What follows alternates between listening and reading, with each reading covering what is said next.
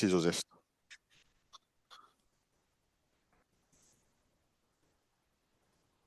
À vous la parole, Anis. Merci Joseph. Donc, bonjour tout le monde. Bonjour chers participants. Donc aujourd'hui, on va donc vous présenter une session directe comme d'habitude, mais cette fois-ci, ça sera en collaboration avec nous, l'OSS. Ça concerne donc le suivi du carbone organique du sol. Et dans cette session, donc on va voir donc les sous-indicateurs et l'indicateur qu'on a donc l'indicateur que nous avons opté pour faire ce suivi. Donc, tout d'abord, pour dire un carbone organique, donc ça désigne principalement la fraction du carbone qui présente le sol sous forme composée et organique aussi. Et ça contient notamment la décomposition partielle ou totale des plantes et aussi les organismes animaux et les micro-organismes vivants ou morts, ainsi que les substances organiques synthétisées par ces derniers. Donc, le carbone organique du sol, ça joue donc un rôle important et crucial dans le fonctionnement des écosystèmes terrestres et ça contribue à la fertilité de la structure du sol, la fertilité des sols et l'amélioration aussi sa capacité à retenir l'eau et les nutriments, de favoriser aussi le cycle des éléments nutritifs comme l'azote, le phosphore, etc. et essentiellement aussi à la croissance des plantes. Et à la fin, à la participation au stockage, c'est-à-dire l'amélioration et aussi l'amplification en termes de stockage de carbone dans les sols et qui donc, à travers les puits du carbone, contribuent à l'atténuation du changement climatique. Donc, c'est-à-dire ce sous-indicateur-là, ce sous-indicateur, il contribue aussi à la régulation du climat en stockant le carbone, le carbone, et aussi en jouant aussi un indicateur clé dans les suivis des différents autres indicateurs et paramètres au niveau du sol et aussi au soutien de leur capacité, c'est-à-dire la capacité de rétention et tout autre paramètre en lien avec les sols. Donc, comme nous savons, pour le carbone organique du sol, il y en a principalement tout un cycle qui il provient principalement de la matière végétale et animale, comme je viens de dire, par décomposition, et que ce soit complexe ou que ce soit aussi simple. Parmi ces étapes-là, il y en a donc tout d'abord l'apport. Et qui dit l'apport dit les résidus des cultures, les racines, les matières organiques, avant d'être dégradés par les micro-organismes du sol, et ça permettra de faire la libération du CO2. Et enfin, il y en a aussi la stabilisation, c'est-à-dire une transformation en humus de stockage à long terme dans le sol. Ce rôle environnemental du sol organique carbone ou le carbone organique du sol s'inscrit principalement dans les puits de carbone et l'atténuation des changements climatiques et aussi l'amélioration et le soutien de la fertilité et à la biodiversité des sols. Pourquoi le carbone organique du sol? Ça, c'est une question qui montre que pour montrer l'importance et l'apport de ce sous-indicateur en ce qui concerne le maintien et aussi l'amélioration, comme je viens de dire, et aussi la contribution à la productivité agricole et son enrichissement en termes de régulation aussi du cycle global et de renforcer la structure du sol en termes de capacité de rétention de l'eau, la disponibilité des nutriments et l'activité microbienne.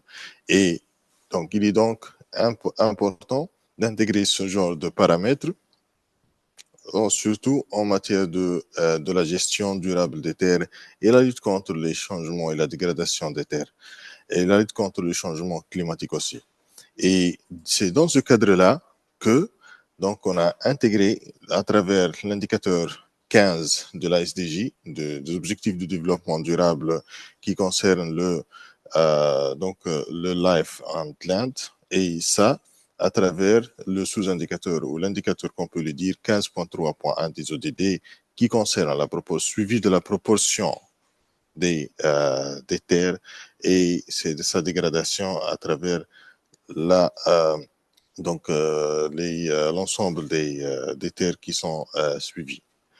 Donc, pour l'indicateur 15.3.1 des ODD, ça concerne principalement un processus de suivi de la dégradation des terres et qui permet donc de faire la réduction de contribuer à la réduction de la capacité productive des sols, affectant la biodiversité, la sécurité alimentaire et les moyens de subsistance.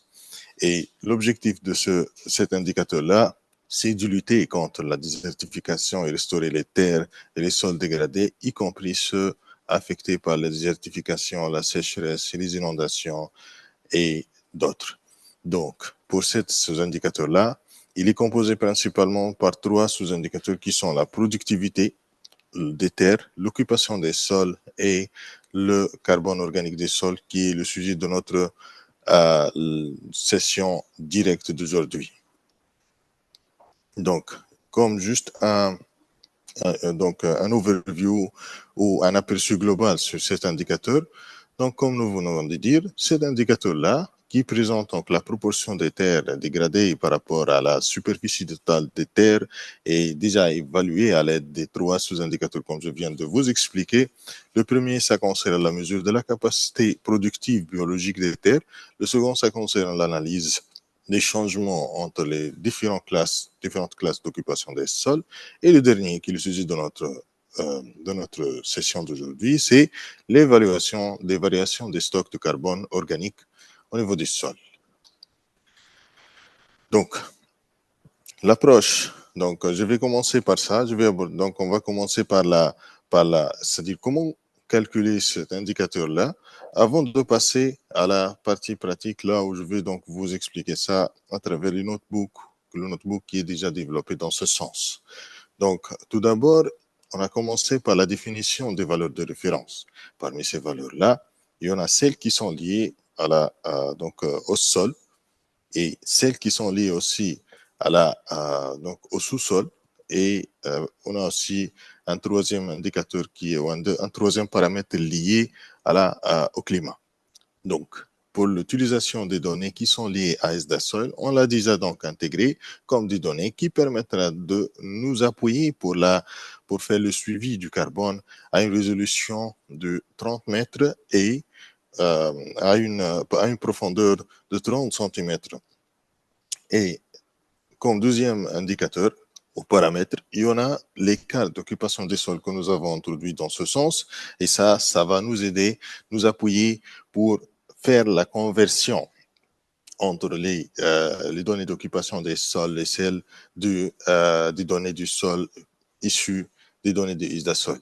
Et là, donc, on a développé tout un processus de calcul qui permettra de faire la reclassification des données SA-CCI que nous avons déjà introduit dans notre notebook en 7 classes. C'est cette classe-là, ça comprend les forêts, les prairies, les terres cultivées, les zones humides et zones artificielles, sols nus et les plans d'eau.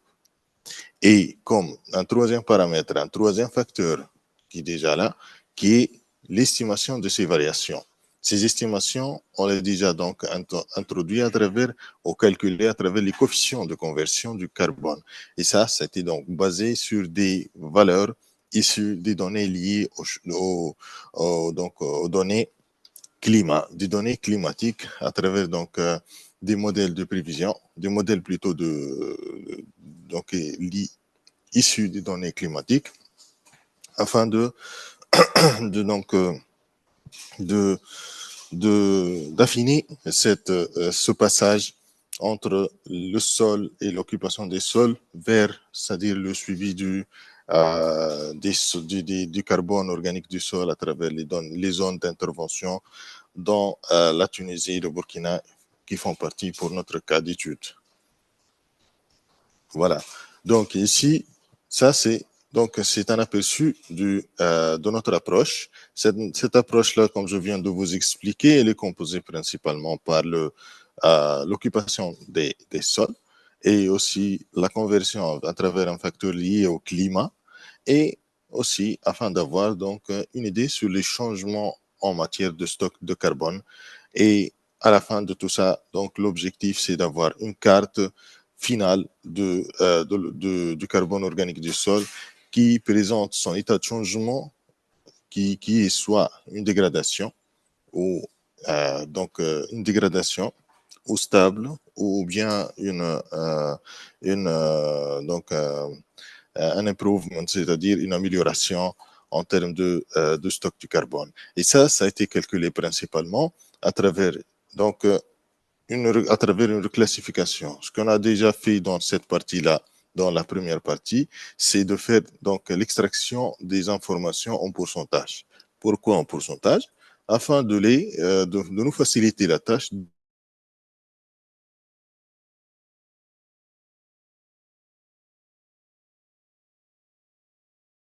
à moins de 10%, c'est-à-dire une détérioration dans ce sens.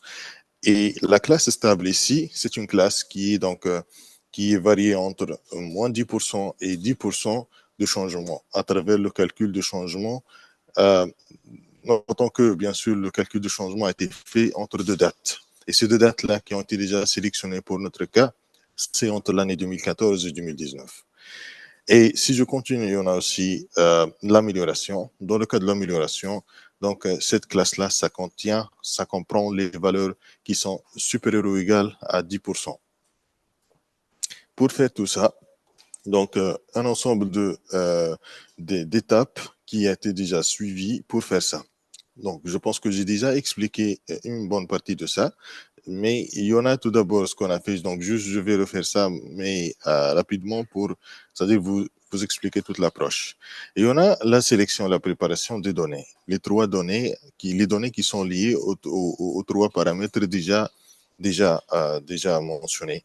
Et il y en a aussi la classification et la reclassification des données, donc d'occupation des sols et aussi des sols, et même aussi les données qui sont issues du climat. Et il y en a la troisième partie, la troisième étape, c'est le calcul des stocks de carbone par profondeur. C'est quoi par profondeur? C'est-à-dire là, on a donc choisi pour notre cas, on a choisi donc la profondeur 30 cm. Mais vu que il n'y avait pas des données ISDA soil ou des données de carbone organique qui sont à cette profondeur-là, donc ce qu'on a fait, c'est de combiner l'ensemble des couches qui sont disponibles.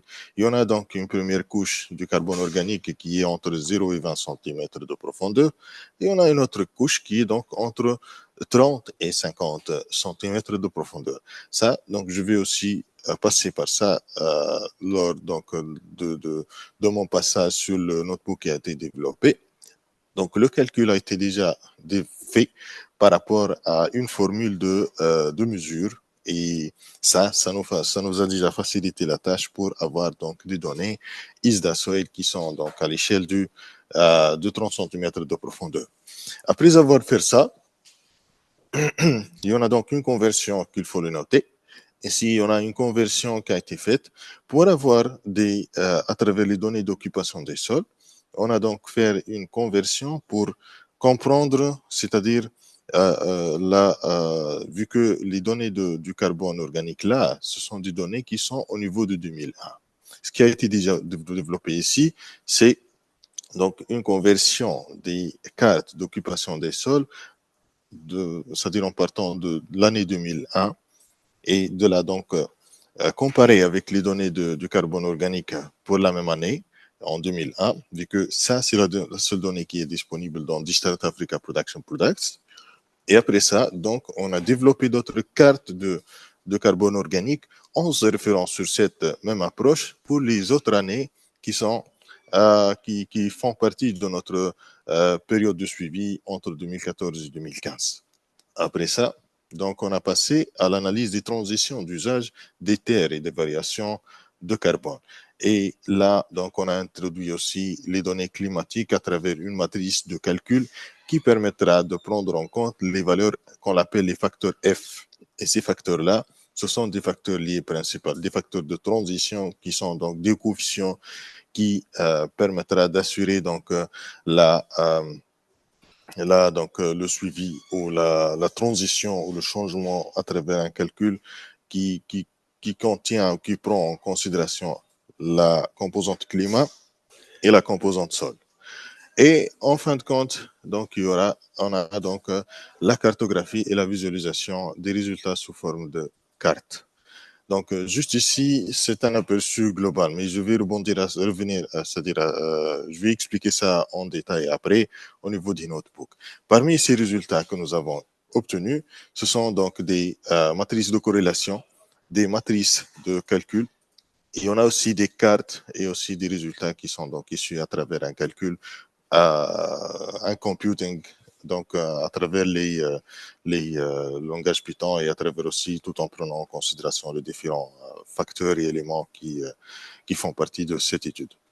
Donc, si maintenant on passe donc à la partie, c'est-à-dire au notebook. Donc, ici, ce qu'on a déjà développé, c'est tout un notebook qui prend en considération, qui tient en compte tout d'abord, quand vous êtes en train de voir ici à gauche, il y en a donc des données qui sont des données climatiques, comme ça. Là, je prends le cas de la Tunisie. Donc, des données climatiques comme ça, sous format GeoGIS. Et aussi, on a la limite de la zone à laquelle donc on va travailler. C'est ici, donc, c'est à l'échelle locale. Et on a donc ce qu'on appelle, il y en a une région qui s'appelle Sidi Bouzid, c'est une région en centre de la Tunisie. Donc, cette étude-là, donc, ça va, donc, ce notebook-là est appliqué principalement pour faire un suivi à l'échelle locale des pays. Et notons que ça peut être applicable sur d'autres cas d'études, sur d'autres pays. Et donc ici, on a principalement la data, comme je viens de vous expliquer, et on a aussi un dossier pour le résultat, c'est-à-dire les résultats obtenus à travers le calcul qui a été déjà fait. Pour ce notebook-là, donc on a commencé par l'installation des différentes bibliothèques dont on aura besoin. Après ça, donc on fait l'appel aux différentes bibliothèques. Et par la suite, il y en a ce script-là, ça contient donc l'appel aux données GeoJSON et ça contient, ça comprend le polygone ou la zone de suivi à laquelle donc on a donc opté pour faire cette analyse. Après ça, donc on passe tout d'abord à faire appel, comme je viens de dire, aux données de ISDASOL. Pourquoi ISDASOL? C'est pour donc avoir les informations qui sont donc pertinentes, qui ont un lien direct avec le carbone. Et là, comme vous êtes en train de voir, il y en a donc des données qui sont avec une profondeur de 20 cm, d'autres qui sont entre 20 et 50 cm de profondeur. Comme je viens de vous expliquer, donc notre objectif, c'est d'avoir un suivi à l'échelle de 30 cm de profondeur.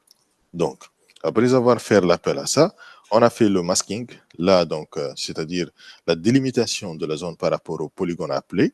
Après avoir fait ça, ce qu'on a fait, c'est l'affichage et la visualisation des données que nous avons appelées ici, afin de les afficher ici et d'avoir donc les comportements ou les données visualisées donc dans les différentes profondeurs et d'avoir aussi une idée sur les données en tant que calculées en tant que par moyenne ou bien celles qui sont donc calculées en se référant sur l'approche de calcul de standard deviation ou la l'écart type.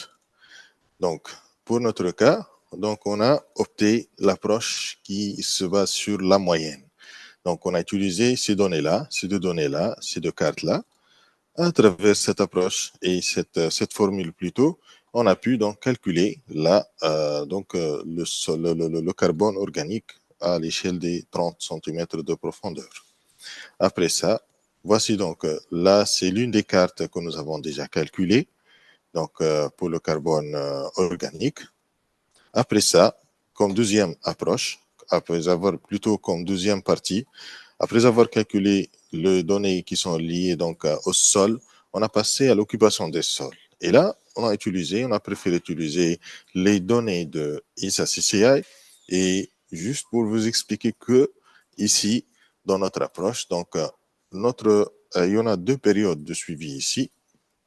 Il y en a le target period et aussi on a le reporting period, plutôt le baseline period, c'est-à-dire une période de base à laquelle donc on va baser notre étude et c'était prise entre 2000 et 2013 et une période de reporting au target period, c'est la période à laquelle donc on va baser notre étude, c'est entre 2014 et 2019. Et pourquoi ça?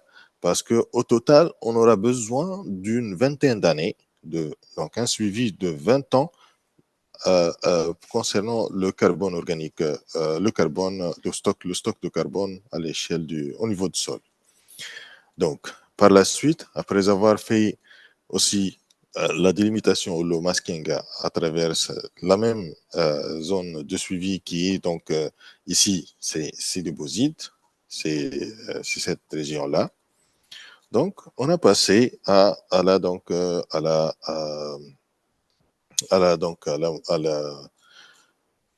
ici donc on a passé à la visualisation des données des sols entre les deux périodes et ici comme je viens de dire ça pour cette partie-là ça concerne les données des sols pour la baseline pour la période de 2000 à 2013. Et ça, c'est pour la période de reporting entre 2014 et 2019. Si on revient après à la reclassification des données de SACCI, donc là, on a donc commencé à faire appel aux données de SACCI pour les mêmes années, pour les mêmes périodes, et, de passer ou de procéder à la reclassification de ces classes-là. Donc, afin d'avoir les classes que je vous ai déjà présentées lors de ma présentation à travers le PPT. Et après avoir fait ça, donc, on a procédé à la même approche. C'est d'avoir à la fin deux cartes d'occupation des sols pour les deux périodes de suivi, comme celle des données qui sont donc issues ou relatives au stock du carbone. Donc, après avoir fait ça, et après avoir reclassifié tout ça, ce que nous avons fait après, c'est le calcul du changement. Un calcul de changement pour avoir une carte d'occupation du sol, une carte de changement d'occupation des sols calculée en se référant à ces données-là, en se référant à ces deux périodes-là, et à travers les classes qui sont déjà mentionnées. Et comme carte résultat, on peut avoir que la carte résultat de changement d'occupation des sols présente trois classes ici et celle qui est dégradée, une classe dégradée, une classe stable et une classe améliorée. Ce que nous sommes en train de voir ici, que la majorité de ces cartes-là, la majorité c'est-à-dire la classe la plus qui prédomine ici, c'est celle de la classe stable. Et après, dans cette partie-là qui présente la statistique. Donc, ce qu'on est en train de voir, c'est que la dégradation ou les terres dégradées sont aux alentours de 2,4% pour la région de Silibozide avec 0,3% pour la classe améliorée. Ça, c'était donc comme deuxième partie relative au suivi du changement d'occupation des sols. Après, on a passé à la troisième partie de son notebook et donc ça cette troisième partie-là porte sur le suivi des transitions à travers la matrice d'occupation des sols et les données qui sont liées au climat. Ce que nous avons fait, c'est l'introduction de ces données-là, de ces classes d'occupation des sols déjà reclassifiées, et d'introduire aussi, à partir de ce script-là, les coefficients F qui sont issus de la carte, de la carte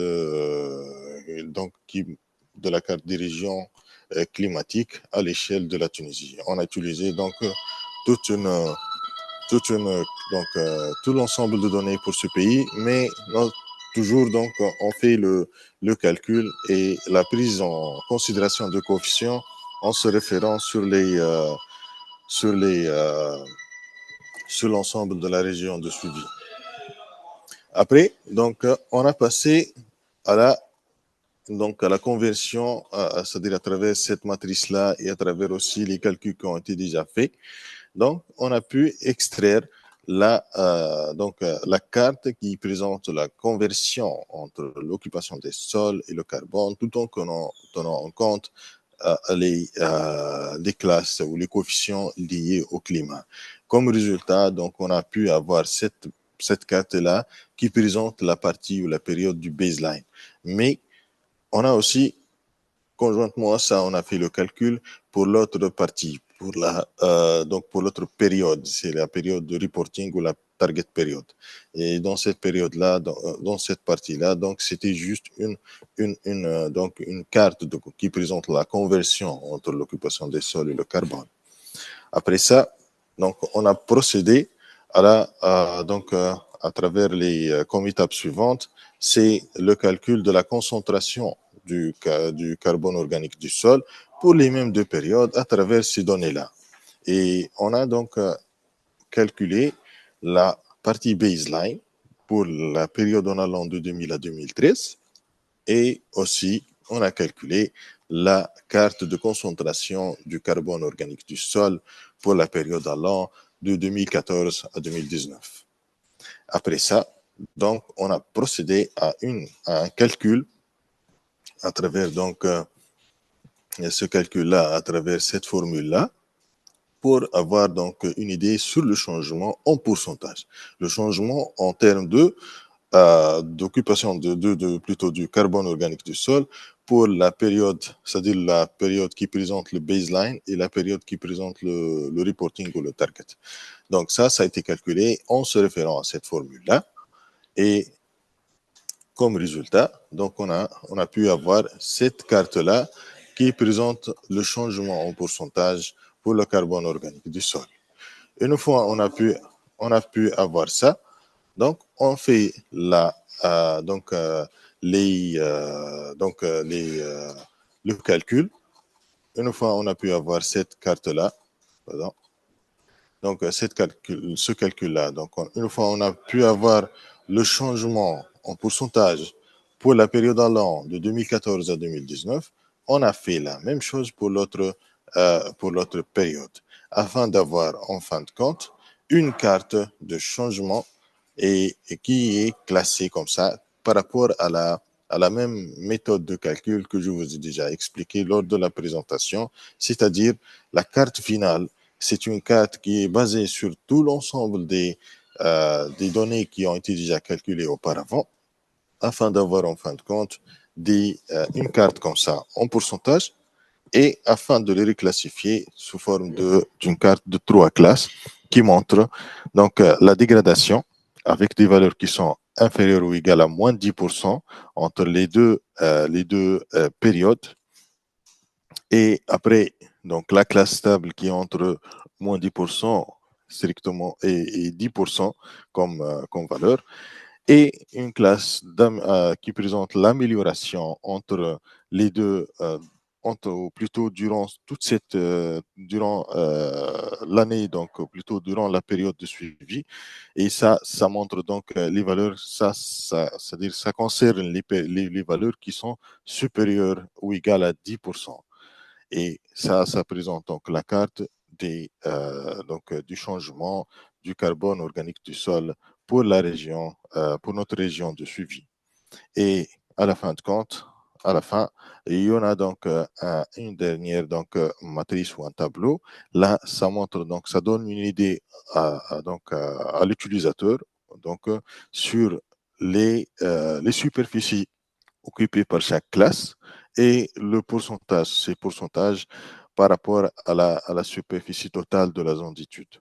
Et bien sûr, une partie qui a été aussi dédiée à la fin du notebook pour les statistiques, pour aussi mieux comprendre ça, mais avec des graphiques pour faciliter la tâche de compréhension à l'utilisateur. Donc, c'était donc notre notebook pour aujourd'hui. Ça, donc, Ça présente l'importance c'est-à-dire plutôt, ça valorise l'apport et les données de Digital Africa d'une manière pour mieux comprendre le sol à travers cet indicateur-là. Donc, Joseph, à vous la parole. Donc, les participants, donc, vous êtes cordialement invités. Si vous avez des questions ou c'est-à-dire donc des questions qui sont pertinentes à ça, donc, on est là. Joseph, à vous la parole. Merci. Merci, merci beaucoup, Anis, pour cette présentation qui est très, très didactique. Et je remercie aussi toute l'équipe OSS qui a contribué au projet. Et si quelqu'un aurait une question et un commentaire, veuillez allumer votre micro et parler. Ou bien je peux nommer quelqu'un comme elle ou celle. Donc, commentaire.